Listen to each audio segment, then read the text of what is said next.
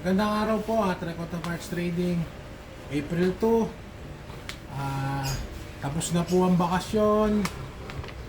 Natambakan tayo ng mga order. Ayun po. Ngayon po, meron tayong kaibigan from Banawe. Ayun po. Boss Pochi daw yan eh. Robert. Ayan, napasyal po dito. Ngayon po, inaayos po namin yung mga order ng mga shop na aming sinusuplayan.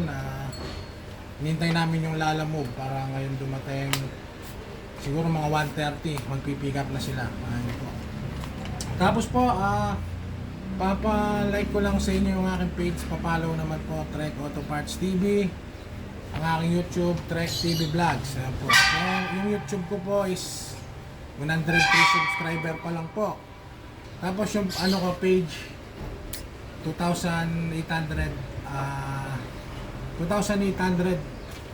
followers lang po. Tapos po, ayun, papakita natin mga deliver natin sa mga shop. Yun po, hindi naman po sa pagmamayabang po, kaya po binibideo ko, ina-upload ko para po kasi yung ibang client makita nila na legit po tayong negosyante, yun nga. Sabi ni boss, negosyante, legit na susupply, legit seller, tsaka po yung mga documents natin na updated, BIR, Mayor's Permit, DTI, lahat po, nasa legal po tayo ngayon. Sige, pakita mo para. Ayan po. Naipon po ang kanilang mga order. Hindi, tama rin kasi yan. Kasi kung lalagawin dagat yung iba,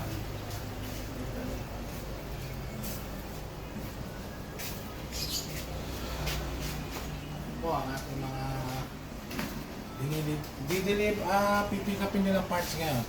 Di ba against the lights yung ilaw? Sakto lang. Yun po. Tapos yung mga bago-bago nag-online seller, mag-message kayo sa akin kung may mga katanungan kayo open naman tayo. Pag hindi busy, nakaka-reply naman. Kung marami kayong katanungan, marami kasi nagtatanong sa mga shipping, kung saan pwede, sa mga tawid, sa mga, yun nga, yung mga malalayo, tsaka yung iba, nagtatanong sa price. Okay lang yun, magtanong kayo sa amin nila Boss Tong, yan, sila Boss Pipoy. Basta may time naman, nakaka-reply naman sa inyo. Yun nga, pag beginner kayo, mga newbie, mahirap yan, kasi dumaan din ako dyan. Dadating talaga yun, minsan, 1 buwan, 2 buwan, wala kang customer, di ka magkaka-customer. Pagtsatsagayin mo lang talaga yun.